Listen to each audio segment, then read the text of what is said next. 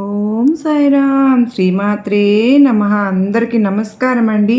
అందరూ కూడా సుఖంగా సంతోషంగా ఎప్పుడూ కూడా ఆనందంగా ఉండాలి అని చెప్పి మనస్ఫూర్తిగా కోరుకుంటూ ఈరోజు వీడియో అయితే స్టార్ట్ చేస్తూ ఉన్నాను. ఈరోజు ఆ సందేశం ఏంటి అంటే కనుక, తల్లి ఆఖరి అవకాశం, మళ్ళీ మళ్ళీ నేను నీకు చెప్పను.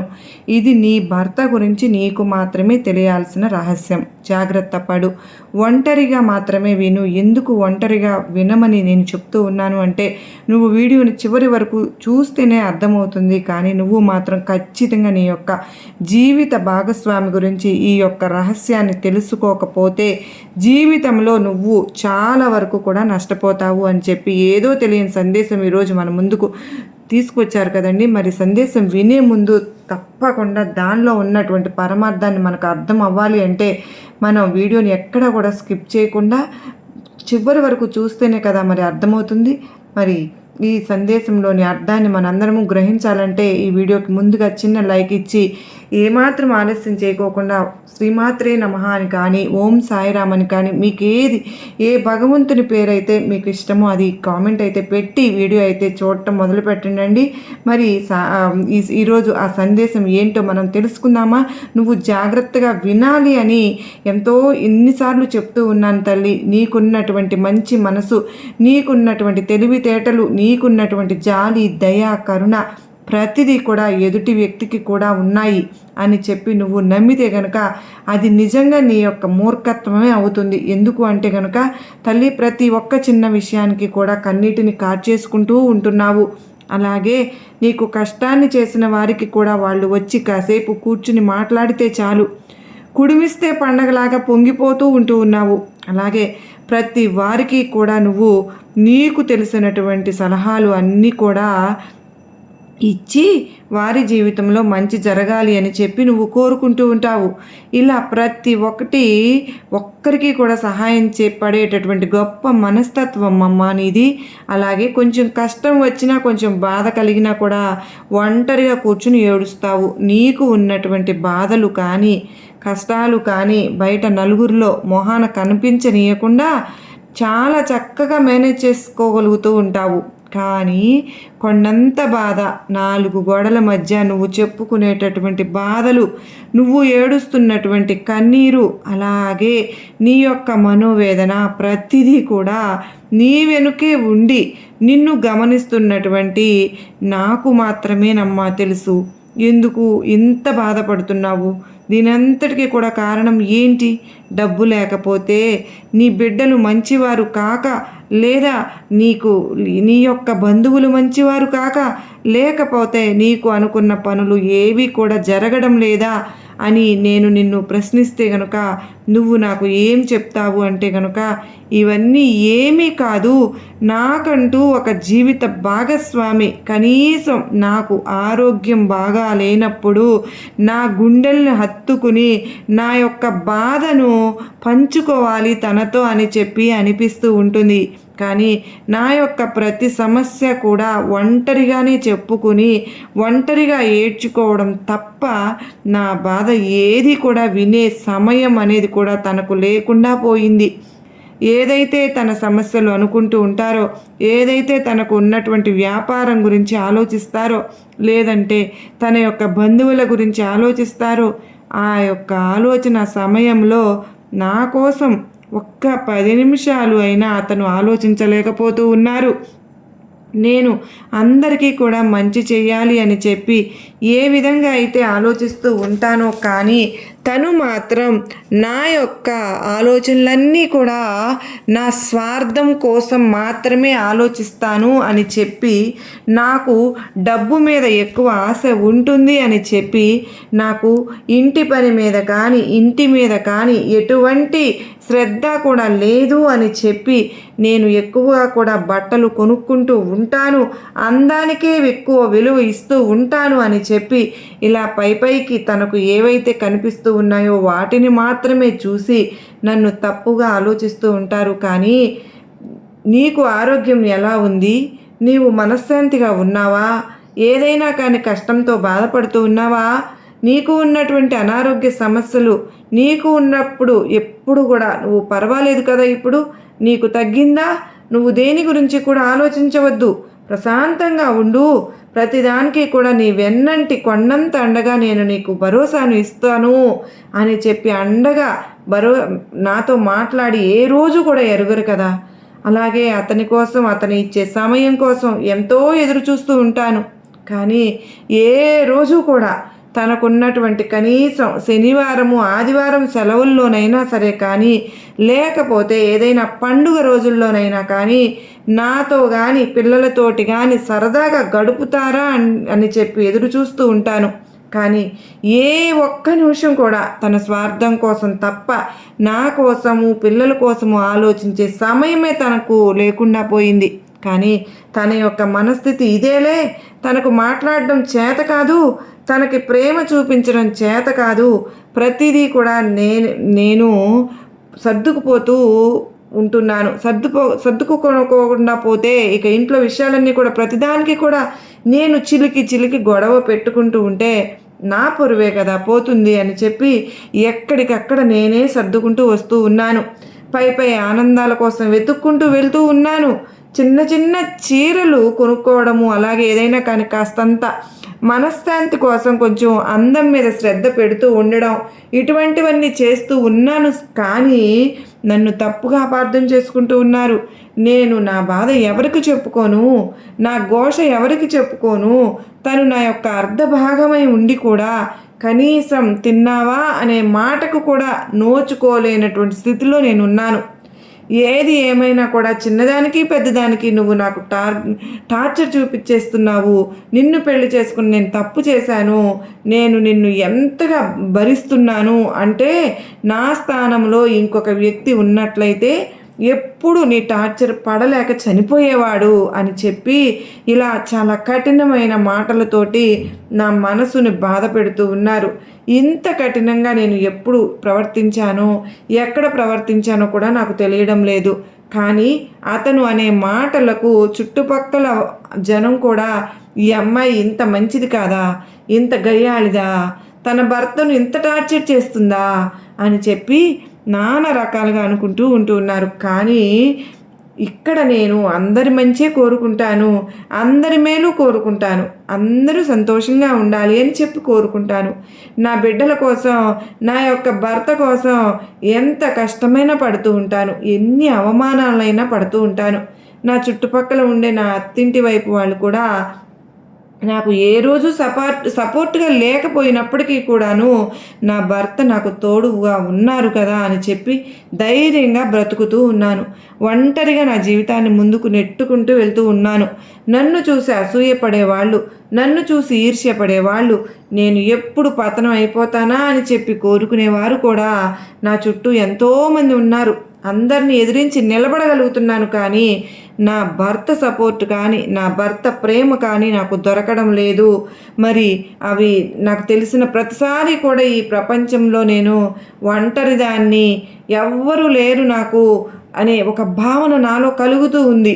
ఆ యొక్క భావననే నేను తట్టుకోలేకపోతూ ఉన్నాను. కనుక మనసుకు ఏదో ఒంటరితనం అనే ఆ యొక్క ఇది నన్ను వెంటాడి వేధిస్తూ ఉంది అని చెప్పి నువ్వు మానసికంగా కృంగిపోతూ ఉన్నావు.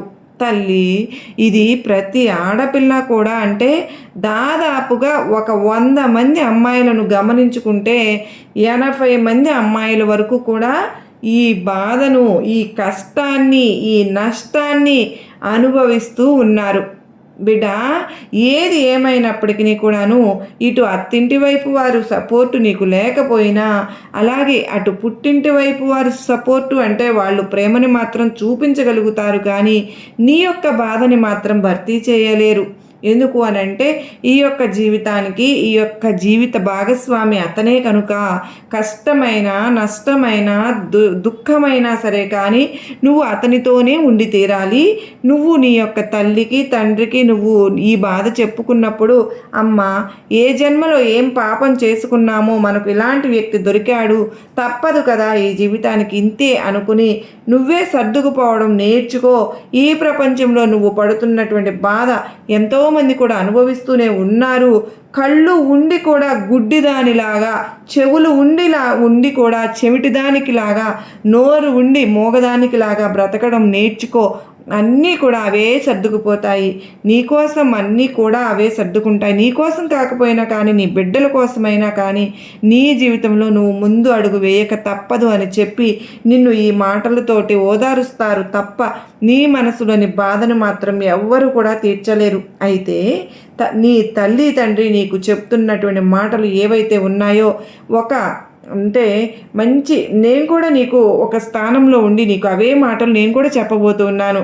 కాకపోతే ఇప్పుడు నేను చెప్పే మాటలు విన్న తరువాత నీ మనసులో బాధ ఏదైతే ఉందో ఆ బాధను కూడా నేను పూర్తిగా తీసేయగలుగుతాను అని చెప్పి నమ్ముతున్నాను. ఎందుకో తెలుసా, నా మీద నీకు గనక నమ్మకం ఉంటే ఎక్కడైనా కానీ నీకు కష్టం వచ్చినప్పుడు నా చేయి నీకు ఏదో ఒక రూపంలో వచ్చి సహాయపడుతుంది అని ఒక విశ్వాసాన్ని మాత్రం నా మీద నువ్వు ఉంచుకో తల్లి. ఎందుకు అంటే కనుక బిడ్డ, ఎప్పుడైనా సరే కానీ ఓర్పుతోటి ఎవరైతే ఉంటారో, ఎవరైతే కష్టం చేస్తారో, ఎవరైతే నిరంతరం శ్రమిస్తూ ఉంటారో వారు పడిన కష్టానికి విలువ ఉంటుంది, వారు పడిన శ్రమకు విలువ ఉంటుంది, వారు పడిన బాధకు కూడా ప్రతిఫలం ఉంటుంది. ఎందుకు ఈ మాటలు నేను చెప్తూ ఉన్నాను అంటే కనుక ఈరోజు నువ్వు కష్టాలు పడవచ్చునేమో కానీ, ఈ జీవితానికి నువ్వు కష్టాలు పడవచ్చునేమో కానీ నీ మనసుని సంతోషంగా ఉంచుకోగలిగే అవకాశం కూడా నీ చేతిలోనే ఉంది. ఇక్కడ నువ్వు నీ యొక్క తల్లి కడుపులో జన్మను ఎత్తుతున్నప్పుడు నీకు నీ నుదుటిన ఆ బ్రహ్మ ఈ వ్యక్తే నీ జీవిత భాగస్వామి అవుతారు అని చెప్పి ముందే రాసి పెడతారు. కనుక నువ్వు ఏ జన్మలో చేసుకున్నటువంటి కర్మాను ఫలితమో కానీ ఈ జన్మలో ఈ యొక్క మానసిక వేదనను అనుభవిస్తూ ఉన్నావు. కష్టమైన నష్టమైన, సుఖమైన దుఃఖమైన, ఏది ఏమైనప్పటికీ కూడాను ఈ జీవితం ఇలా ముందడుకు వెయ్యవలసిందే అన్న తప్పకుండా ఎక్కడా కూడా నువ్వు నీ జీవితం నువ్వు తన యొక్క ఆ యొక్క మానసిక స్థితి అంటే నీ యొక్క భర్త మానసిక స్థితి ఏదైతే ఉందో అది నువ్వు ఇంచి కూడా మార్చలేవమ్మా. ఎందుకు ఇంత గట్టిగా నేను చెప్తున్నానో తెలుసా, అంటే నీకు పెళ్ళై ఎన్ని సంవత్సరాలు అయింది, మొదట్లో తన యొక్క అలవాట్లు ఏంటో, తన యొక్క మానసిక స్థితి ఏంటో నువ్వు తెలుసుకోలేకపోయావు. కానీ ఇప్పుడు నీకు పూర్తిగా తెలిసిపోయింది కదా అతని వ్యక్తిత్వం గురించి. కానీ ఆ యొక్క వ్యక్తిత్వాన్ని మార్చడానికి ఎన్నో రకాలైనటువంటి మాటలు చెప్పావు, ఎంతమంది చేతో చెప్పించావు, ఒంటరిగా ఉన్నప్పుడు చెప్పావు, 10 మందితో కూడా చెప్పించావు. ఇంత మార్పు నువ్వు చూడగలిగావా చెప్పు. కనుక తన మనసులో తనకంటూ మారాలి, నేను అన్న ఉద్దేశం తనకు కలగాలి తప్ప నువ్వు మాత్రం నీ యొక్క మాటలతోటి కానీ, లేదంటే నీ యొక్క కోపంతో కానీ, నీ యొక్క కన్నీటితోటి కానీ, నీ యొక్క అలకలతోటి కానీ ఏది కూడా మార్చలేవు. నువ్వు మారాలి. ఇక్కడ నేను చెప్పేది నిజం తల్లి, నువ్వు మారాలి. నువ్వు ఎందుకు అతని కోసం అంతగా ఆలోచించాలి? నీ యొక్క మానసిక స్థితిని ఎందుకు నువ్వు ఇంత క్షోభ పెట్టుకోవాలి? ఎందుకు నువ్వు పదే పదే అతని ఆలోచనలతోటి నీ యొక్క ఆలోచన, నీ యొక్క సమయాన్ని, నీ యొక్క మనస్సుని, నీ యొక్క ఆరోగ్యాన్ని వృధాగా పాడు చేసుకోవాలి? బిడ్డ, నేను ఏమి చెబుతూ ఉన్నానో జాగ్రత్తగా విను. ఇక్కడ ఏది శాశ్వతం కాదు. నువ్వు అతని మీద అంత ప్రేమ పెట్టుకున్నా నువ్వు చనిపోయినప్పుడు నీతో పాటు అతను చనిపోడు. అలాగే ఒకవేళ అతను చనిపోయినా అతనితో పాటు నువ్వు చనిపోవు. నేను చెప్తున్నవన్నీ కూడా నీ మనసుకు కష్టాన్ని కలిగిస్తూ ఉన్నా ఇవే వాస్తవాలు తల్లి. కనుక నువ్వు మారు, నీవు సంతోషంగా ఉండే మార్గాన్ని ఎంచుకో. నీకంటూ ఒక పేరు, ఒక గుర్తింపు, ఒక టాలెంట్ ఉంటాయి కదా. నువ్వు ఎందులో అయితే సామర్థ్యంగా పని చేయగలుగుతావో ఆ పని మీద నువ్వు శ్రద్ధను పెట్టు. నువ్వు ఆరోగ్యాన్ని అనవసరంగా ఆలోచనలతోటి పాడు చేసుకుంటూ ఉన్నావు. ఎప్పుడైతే నువ్వు సంతోషంగా సగం బలం అని తెలుసుకోగలుగుతావో నీకున్నటువంటి అనారోగ్య సమస్యలన్నీ కూడా తగ్గిపోతాయి. నువ్వు ఏది చేయలేకపోయినా సరే పర్వాలేదమ్మా, నువ్వు డబ్బు సంపాదించకపోయినా కూడా పర్వాలేదు, నువ్వు ఇంట్లో అన్నీ కూడా చక్కదిద్దుకుని చక్కగా తెచ్చినవి వండి పెట్టుకుని నువ్వు దేనికోసం ఆశపడకుండా, దేనికోసము అతనితో కొట్లాడకుండా ఈ రోజు నుంచి ప్రశాంతంగా బ్రతకడం నేర్చుకో. బిడ్డ, ₹1,00,00,000 ఉన్నవాడు కూడా ఏదో ఒక అనారోగ్య సమస్యతోటి బాధపడుతూ ఉంటాడు. ఈ భూమి మీద ఉండే ప్రతి జీవికి కూడా, ప్రతి ఒక్కరికి కూడా ఏదో ఒక సమస్య ఉంటుంది. అలాగే నీకు కూడా ఒక సమస్య ఉంది. ఈ సమస్య జీవితం అని చెప్పి అనుకోకూడదు. ఒక తెల్లటి కాగితం మీద ఒక పెన్నుతోటి ఇంకు చుక్క పెడితే మనిషి దృష్టి అంతా కూడా నల్లటి చుక్క మీదే పడుతుంది. కానీ చుట్టూతా ఉండే ఈ తెల్లదనం గురించి ఎవ్వరూ ఆలోచించరు. కానీ నువ్వు ఆలోచించు. ఈ యొక్క చుట్టూ ఉండే ఆ తెల్లదనం అంతా చాలా స్థలాన్ని ఆక్రమించుకుని ఉంటుంది. ఆ స్థలంలో నువ్వు ఎంత సంతోషంగా బ్రతకవచ్చో, ఎంత ఆనందంగా బ్రతకవచ్చో. చక్కగా నీ పిల్లలను చూసుకో, నీ బిడ్డలను చదివించుకో, కాసేపు హాయిగా టీవీ చూసుకో, కాసేపు ధ్యానం చేసుకో, కాసేపు దేవుణ్ణి ఆరాధన చేసుకో, కాసేపు నీకు ఇష్టమైన దైవాన్ని స్మరించుకో, రోజు దీపారాధన చేసుకో, నీకు ఇష్టమైన వాళ్ళతోటి మాట్లాడుతూ ఉండు, నీకు సంతోషం కలిగించే స్థానానికి వెళ్ళు, నీకు ప్రశాంతంగా ఉండే స్థానాన్ని ఎంచుకో, హాయిగా బ్రతుకు, విలువ తెలుసుకుని బ్రతుకు. అతనే నీ జీవితం కాదు తల్లి. ఖచ్చితంగా నీకు మంచి రోజులు వస్తాయి. కానీ నీ భర్త గురించి నువ్వు ఈ రహస్యాన్ని తెలుసుకుని తీరాలమ్మా. అదేంటో తెలుసా? నీ యొక్క మాటలతోటి కానీ, చేష్టలతోటి కానీ, అలకలతోటి కానీ అతనిలో నువ్వు ఇంచి మార్పును కూడా తీసుకురాలేవు. అతనితో గొడవలు పడడం వల్ల నీ చుట్టూ ఇళ్ళ పక్కల ఉండే జనం కూడా ఈ అమ్మాయి రోజు అబ్బాయిలతోటి గొడవ పడుతుంది అబ్బాయితోటి అని చెప్పి చెప్పుకొని నీ కుటుంబం మీద నలుగురు దృష్టిలో నీకు విలువ లేకుండా పోతుంది. నీ బిడ్డలకు విలువ లేకుండా పోతుంది. కాపురం అంటే గుట్టుగా చేసుకోవాలి తల్లి. కష్టం, నష్టం, సుఖం, సంతోషం ప్రతిదీ గుట్టుగా చేసుకోవాలమ్మా. గుట్టుగా ఉండాలి. 4 గోడల మధ్యనే ఉండాలి. కనుక చిలికి గాలి వాన చేసుకునే ప్రయత్నం చేయవద్దు. నీకు 2 బిడ్డలు ఉన్నారు. ఆ బిడ్డల భవిష్యత్తు గురించి ఆలోచించి అయినా కానీ నోటిని అదుపులో పెట్టుకునే ప్రయత్నం చెయ్యి. నీవు నీ మాటలతోటి ఏది మార్చలేవు అనే సత్యాన్ని గ్రహించు. కనుక మనసును ప్రశాంతంగా ఉంచుకునే మార్గాలను ఎంచుకో. నీ తల్లి తండ్రి ఏదైతే చెబుతూ ఉన్నారో ఆ బాటలో నడిచే ప్రయత్నం చెయ్యి. మానసికమైనటువంటి సంతోషం యొక్క మానసికమైనటువంటి శరీరంలో జరిగే అనేక రకాలైనటువంటి మార్పులను, అనేక రకాలైనటువంటి అనారోగ్య సమస్యలను దూరం చేసి నీవు ఆరోగ్యంగా, ఆనందంగా, పుష్టిగా ఎప్పుడు కూడా ఎవరి కింద తల వంచకుండా నీ పనులు నువ్వు చేసుకోగలిగేలాగా చేస్తుంది. మరి నీ బిడ్డలకు నీ భర్త అంటే మాకు మా తండ్రి ఉన్నాడు అనే ధైర్యం కంటే కూడా మా తల్లి ఉంది, మా అమ్మ ఏదైనా కూడా మాకు కొండంత అండగా ఉండి వెనుకడుగు వేయనివ్వకుండా ముందడుగు వేసేలాగా మాటలతోటైనా కానీ నన్ను ప్రోత్సహిస్తుంది అనే ధైర్యాన్ని వాళ్లకు ఇవ్వు. అలాగే ఎప్పుడైనా సరే ఏనుగంత తండ్రి కంటే కూడా ఏలికంత తల్లి ఉండాలి బిడ్డలకు. కనుక నీ బిడ్డలకు నువ్వే అన్నీ అన్న విషయాన్ని గుర్తుంచుకో. ఇక నుంచి పిచ్చి ఆలోచనలన్నీ మానివేసి మనసుని ప్రశాంతంగా ఉంచుకుంటూ ఏదైనా ఒక పని చేసుకోగలిగితే గనక ఆ పనిలో నీవు ఏ విధంగా మొదలు పెట్టాలో ఆలోచించుకుని నువ్వు ₹1 సంపాదించుకోగలిగితే దాని మీద దృష్టి పెట్టే ప్రయత్నం అయితే చెయ్యి బిడా. ఇదంతా కూడా ఎందుకు చెప్తున్నాను అంటే నీ మంచి కోసమే చెప్తున్నా. ఎందుకంటే నేను కోరుకునేది అదే. కనుక నేను నీకు నా బలాన్ని అందిస్తున్నాను, నా శక్తిని నీకు అందిస్తున్నాను. ఈ రోజు నుంచి మనసును ప్రశాంతంగా నువ్వు ఉంచుకోవాలి, తెల్లటి కాగితంలాగా ఉంచుకోవాలి. ఎవరి గురించి ఆలోచించవద్దు. నలుగురు ఏమనుకుంటారో అని ఆలోచించుకో. నువ్వు చేయాలనుకున్న పనులు చక్కగా చేసుకో. నీ యొక్క మాట తీరులో కానీ, నీ యొక్క బాడీ పర్సనాలిటీలో కానీ, నీ యొక్క కళ్ళల్లో కానీ, మాటల్లో కానీ ప్రతి దాంట్లో కూడా ధైర్యం ఉండాలి. నువ్వు ఇక్కడ నేను తగ్గమన్నాను అని చెప్పి నువ్వు బలహీనంగా ఉండి లొంగిపో అని నేను చెప్పడం లేదమ్మా. కాకపోతే గొడవలు వద్దు అని తెలుసుకో చాలు. అర్థమైంది కదూ అని చెప్పి రోజు చాలా చక్కటి సందేశాన్ని మనకు అందించారు కదండి. మరి ఈ సందేశంలో ఎంతో గొప్ప ఆంతర్యం దాగి ఉంది. మనం అర్థం చేసుకోవాలి. కానీ ఈ సందేశం మీ అందరికీ కూడా నచ్చింది, అర్థమైంది, గొప్ప నమ్మకాన్ని, ధైర్యాన్ని కలిగించింది అని నేను భావిస్తున్నాను. మీకు కూడా అర్థమైంది అని చెప్పి అనిపిస్తే కనుక ఈ వీడియోకి ఒక లైక్ అయితే ఇవ్వండి. కింద కామెంట్ సెక్షన్లో ఓం సాయిరామ్ కానీ, శ్రీమాత్రే నమః అని కానీ టైప్ చేయండి.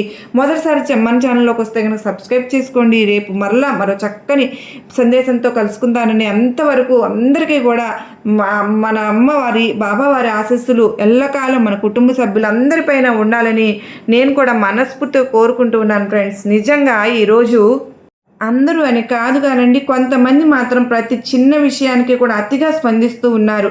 సరే, అతిగా స్పందించడం బాగానే ఉంటుంది, కానీ దానినే మనసులో పెట్టేసుకుని రోజులు తరబడి బాధపడిపోతూ ఉంటారు. చివరికి డిప్రెషన్లోకి వెళ్ళిపోతూ ఉన్నారు. అది చిన్న సమస్య అయినా సరే, పెద్ద సమస్య అయినా సరే కానీ తట్టుకోలేకపోతున్నారన్నమాట. దానికి కారణం ఏంటి అంటే ఎక్కువ ఎక్స్పెక్టేషన్స్ పెట్టుకుంటున్నారు. ఆ ఎక్స్పెక్టేషన్స్ అన్ని రీచ్ అవ్వకపోతే మనోవేదనకు గురి అవుతున్నారు. ఇలా రోజులు తరబడి మానసిక స్థితి సరిగ్గా లేకపోతే ముందు చేయవలసింది ఏంటో తెలుసండి, కౌన్సిలింగ్కి వెళ్ళాలి. దీనికి మనం ఏమి బాధపడవలసిన అవసరం లేదండి, సిగ్గుపడాల్సిన పని లేదు. ప్రతి ఒక్కరూ ధైర్యంగా ఉండాలని మనస్ఫూర్తిగా కోరుకుంటూ సర్వేజన సుఖ్నో భవంతు.